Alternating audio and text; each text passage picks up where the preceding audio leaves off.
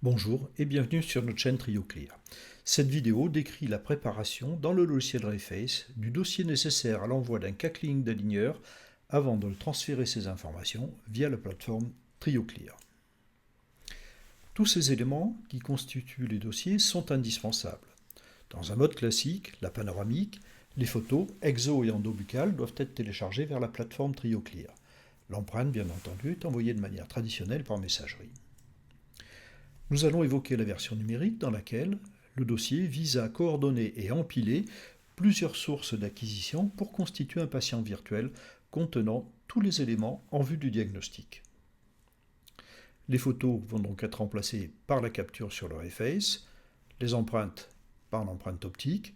Sachez qu'il est également possible de joindre un examen cone-beam et de placer les différents plans et lignes de l'analyse faciale. Cette partie sera exposée dans une autre vidéo. Voir le lien en description. La panoramique devra, quant à elle, quand même être téléchargée séparément sur la plateforme de soumission des cas. D'un clic sur le plus dans la fenêtre correspondante, une boîte de dialogue permet d'indiquer l'emplacement du fichier à récupérer. Voilà la mise à jour du fichier. Nous allons revoir l'ensemble de ce protocole dans la courte vidéo qui va suivre. Nous sommes dans MeditLink. Il faut d'abord nous assurer que les empreintes qui ont été réalisées sont bien dans le mode de la base et non pas la pré-préparation. Choisissons la passerelle Reface, d'un clic. Une fenêtre s'ouvre, il s'agit bien d'envoyer vers Reface et donc de soumettre. Au bout de quelques instants, Reface, qui devait normalement être éteint au départ, s'allume.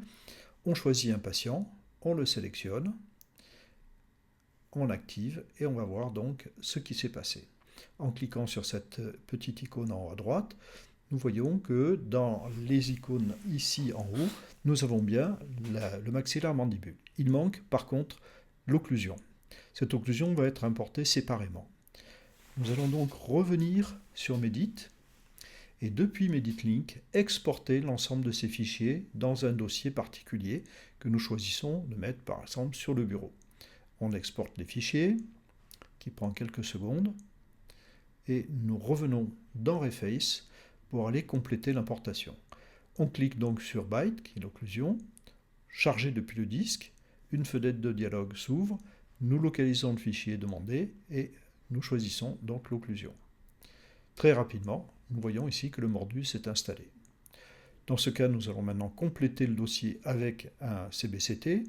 De la même manière, nous allons charger les fichiers depuis le disque. Ces fichiers sont en général assez nombreux, donc l'importation peut prendre un tout petit peu de temps. Dans le cas de cette vidéo, cela a été raccourci. Voilà ce que l'on obtient dans le téléchargement. Donc l'ensemble des éléments sont réunis.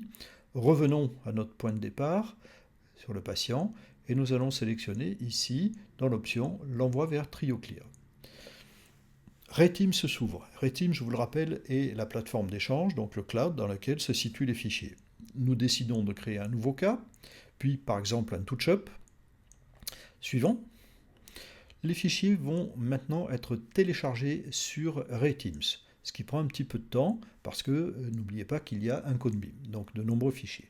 Ici aussi, le délai de téléchargement a été raccourci dans la vidéo.